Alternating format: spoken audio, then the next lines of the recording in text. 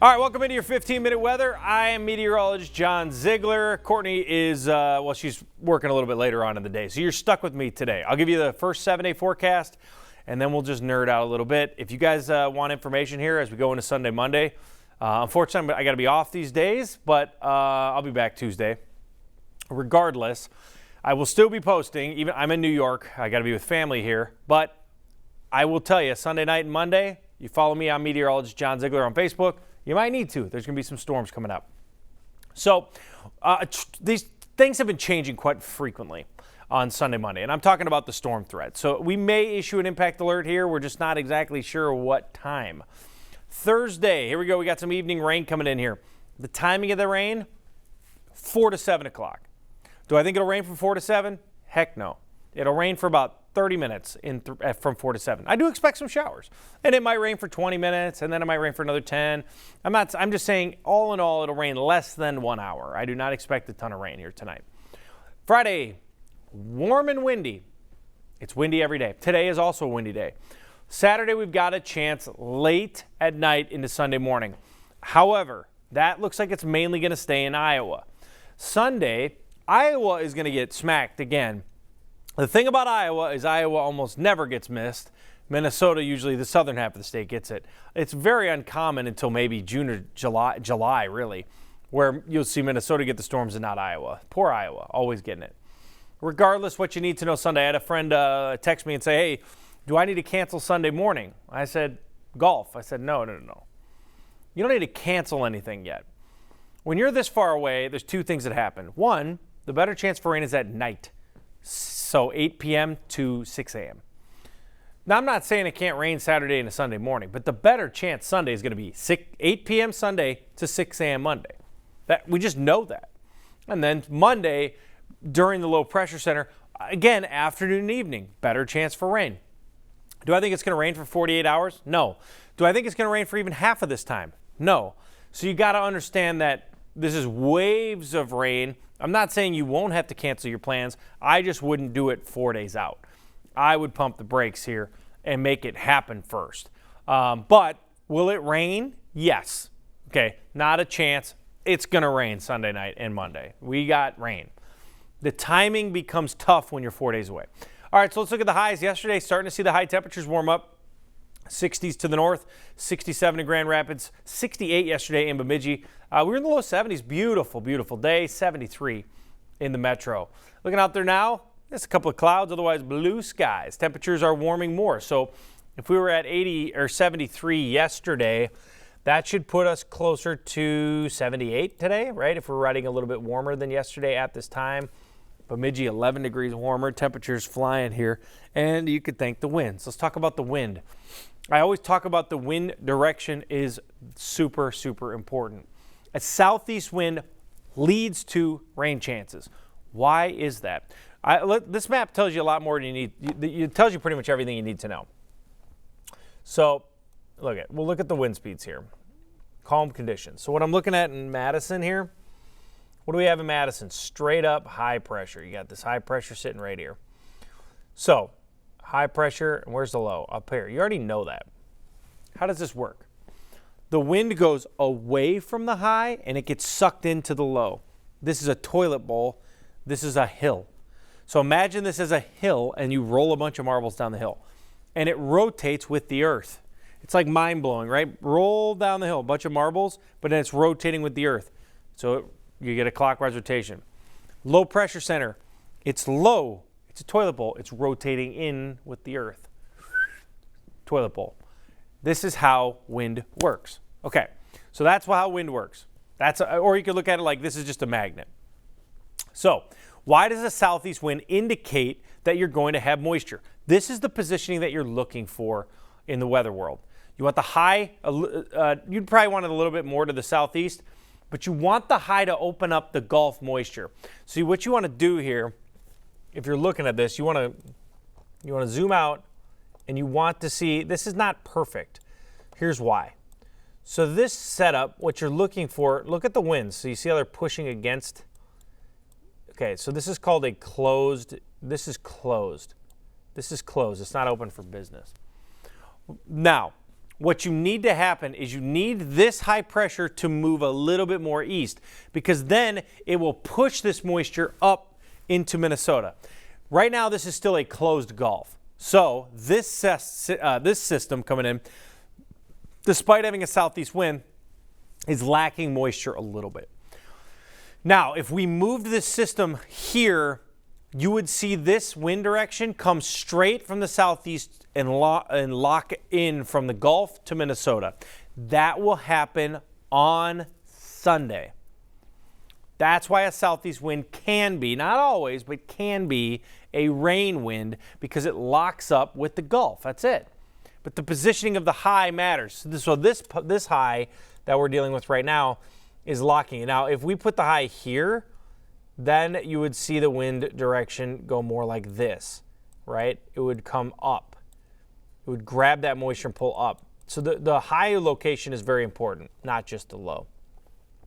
So here's what it looks like when you kind of zoom out. You can see we got all that rain in New York. Here's the low pressure center up here. Not the most beautiful low. Again, you got the low up in here. So what type of rain is this? This is a cold front rain. So cold front rain lacks. And this low is trekking across Canada. Well, just think about Canada. It's not high moisture. I'm not saying it won't rain, but not every low pressure center is the same. This one, to me, this setup looks puny. Not like if this was our only rain chance, I'd be like, we're in trouble. It will rain tonight. It will be short-lived because of that. Where would I want my low pressure center to be if we were looking for a bunch of moisture? Again, remember what I'm drawing is not current. So what you're looking for is a low to be moving in this direction. Now, the reason for that is if a low comes up in Canada, you see what I showed you on the last one with the wind, it can't connect up with the Gulf, right? That's why this one gets moisture. This low pivots correctly around the high where it's just sucking in moisture from the Gulf. So when they come in from the southwest, they have high moisture content. That creates more rain. So today the rain is going to be a little lackluster because it can't match up with the Gulf. I mean, that's really the science behind this thing.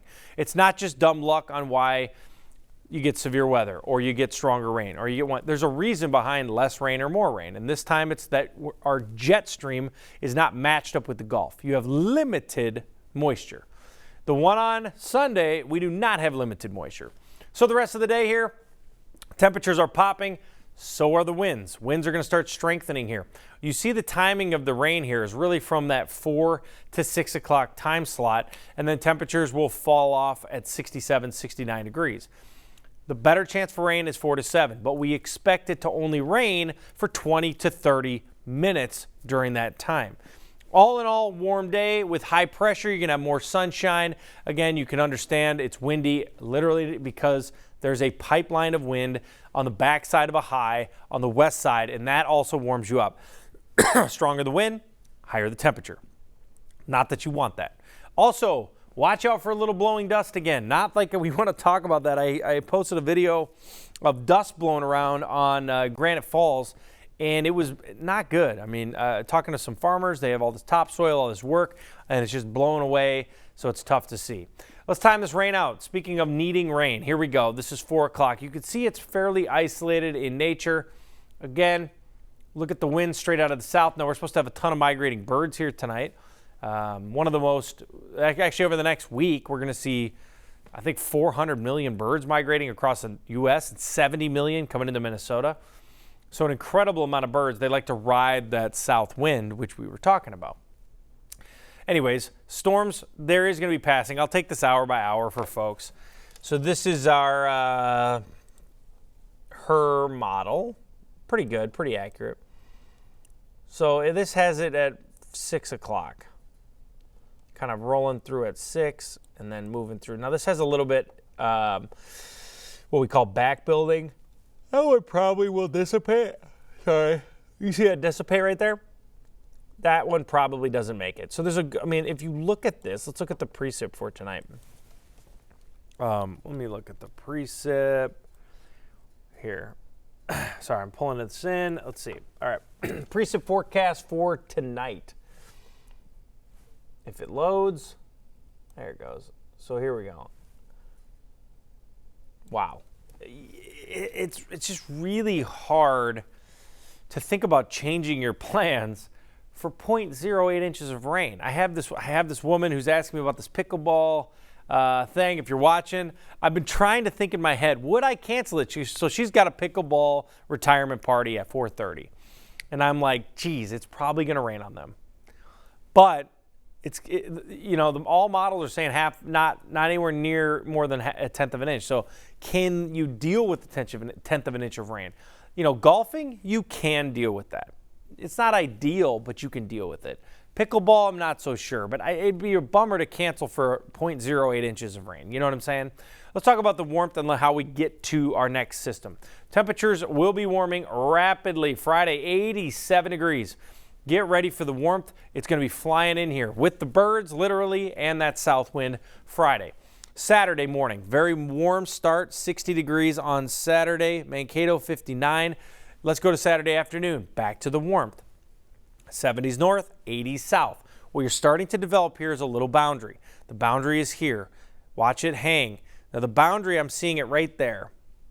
Duluth, or in between Brainerd and St. Cloud. That to me looks like the boundary Sunday. Anything in the 80s will have a chance for storms. And you're going to see this on Sunday. So this is a pretty high threat already for severe storms. I would say there's a 30% chance already in southwest Minnesota. What does that mean? That means that there's a 30% chance that you are under a severe thunderstorm warning that day. That's high. Now think about that for 1 second. A 30% chance that you yourself get a warning. That's still less than 50%. So even on the highest of weather days, it's 45% chance. So you got to think about that. That's why when people are like, I'm disappointed I didn't get severe weather, I'm like, well, the highest chance you ever had was 45. So even on the highest of highest outbreaks, you still have a better chance to not get the tornado or get the hail. But why would you want that anyways? I've never understood it. There's this weird pain that people want from the storms. So here's Saturday's threat. I mixed these two up. I want to show you Saturday first, but this is Saturday, so this is coming in already from the south. So I think we're going to be mainly dry Saturday. No threats for severe weather. Let's take a look at the actual microcast here. Saturday, it makes sense that this is going to stay in Iowa on Saturday. And then Sunday morning, while I can't rule out some rain coming in, you see there's a chance. It just looks to me, you see how it fades here? That's because at 10 o'clock is the quietest time of the year, or the day. And then when does it ramp? Bang. These things start going right there. Evenings, is there concern with those storms? Yeah, there's going to be some concern with this set of storms just because you're in what we call the triple point. There's high rotation here. North of it's mainly rain, but I'm really happy for all folks here. Sunday looks like we're going to have a soaking rain. Sunday night, 9 o'clock, you see how this rips, and then it will fade in the morning. It's not coincidence that it fades at 8 or 9. The low-level jet weakens at this time. Now, going back to this here, why are we in such a potent setup? You see what I see? Let's post this up. High right there. What do you notice this time? Look at the wind direction. The black bar is the wind direction. Literally straight from the Gulf into Minnesota. Literally. Bam.